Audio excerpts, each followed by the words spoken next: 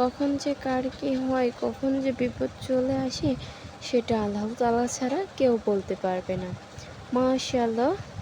আসসালামু আলাইকুম এভরিওয়ান, আশা করি তোমরা সবাই ভালো আছো। এই যে সকালে মাছ নিয়ে এসেছে পুকুর থেকে, আর আমার মেয়ে মাছ হাঁসড়াতে বসে পড়েছে। মাশাআল্লাহ, অনেক সুন্দর করে মাছ হাঁসড়ানোর চেষ্টা করতেছে।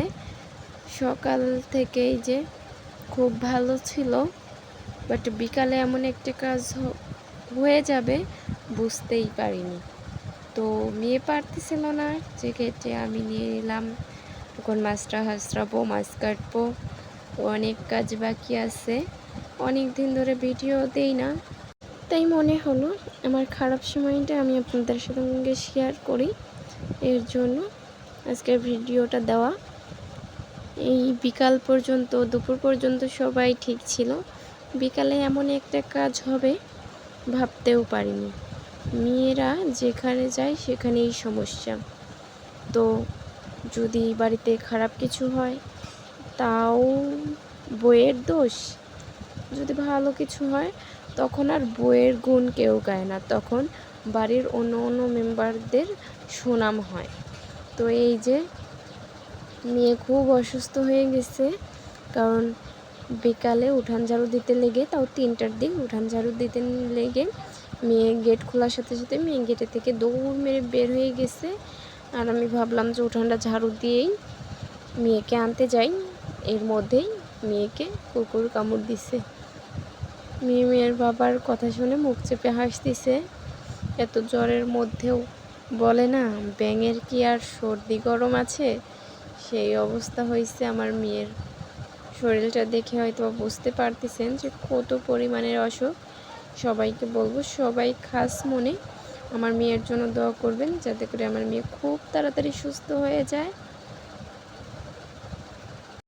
এই যে মেয়েকে এই হাতে এখানে কুকুর কামড় দিয়েছে, দৌড় পাড়ি যে বাইরে দাঁড় হয়েছে আর কুকুর এসে কামড় দিয়ে চলে গেছে।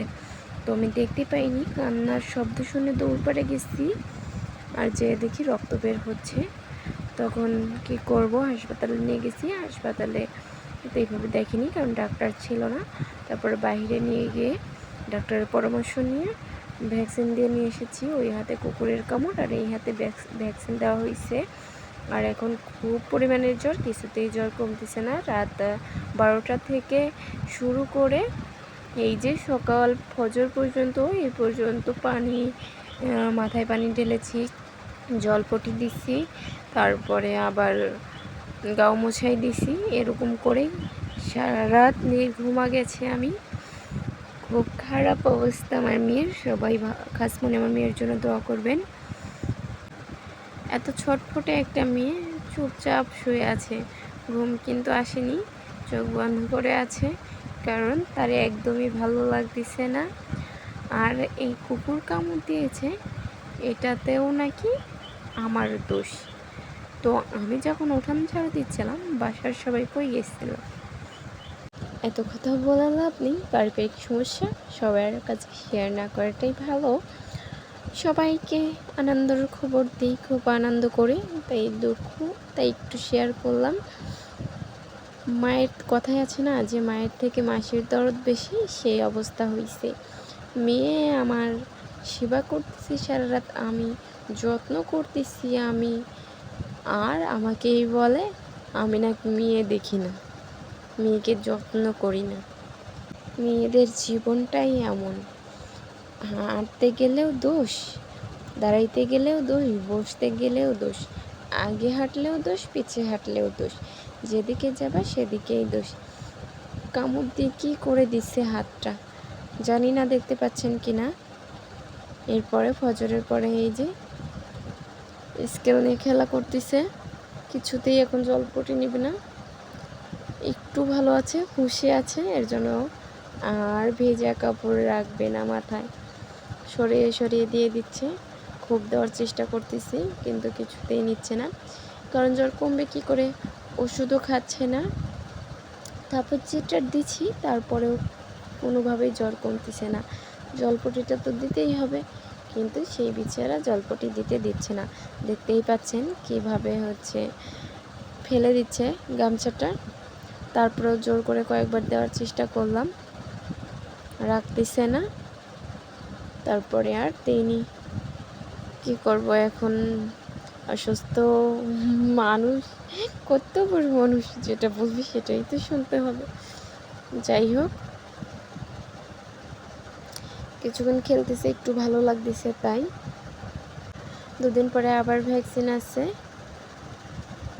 তারপরে আবার ভ্যাকসিন আছে। 5 দিন এরকম আমার কষ্ট করতে হবে। 5টা ভ্যাকসিন দিতে হবে, একটা 3 দিন পরে, একটা 4 দিন পরে, তারপরে 5 দিন পরে, তারপরে 7 দিন পরে, এভাবে ভ্যাকসিন দিতে হবে। ভ্যাকসিন দেওয়ার 7 দিন পরে এভাবে ভ্যাকসিন দিতে হবে। আর ভ্যাকসিন দিলেই এইভাবে জ্বর চলে আসবে। আর এই যে 2 দিন আগে কুকুর কামড় দিছিল, সেদিনের অবস্থা। আর আজকে এই যে ভ্যাকসিন দিতে নিয়ে যাচ্ছি। প্রথম থেকে ভেবেছিলাম যে ভিডিও করব, লাস্টে যে আর কান্নাকাটি দেখে ভিডিও করা হয়নি। আর এরপরে কাজ শিখতে গেছিলাম। কাজ শিখা থেকে আসার সময় এই রিক্সাটায় উঠে পড়েছি। রিক্সায় এই আমাদের এখানে এই একটা রিক্সায় তো আবার খুব সুন্দর করে সাজানো। তো মাঝে মধ্যে এই রিক্সাটাকে খুঁজি যে রিক্সায় চড়ে যাব। আর আজকে রিক্সাটা পেয়েও গেলাম। তো এই যে আমরা সবাই একসাথে, চাচি যেহেতু কাজ শিখে, চাচির বাসায় বাচ্চাকে রাখার মতো কেউ নেই, তাই চাচির মেয়েকে নিয়েই যায়।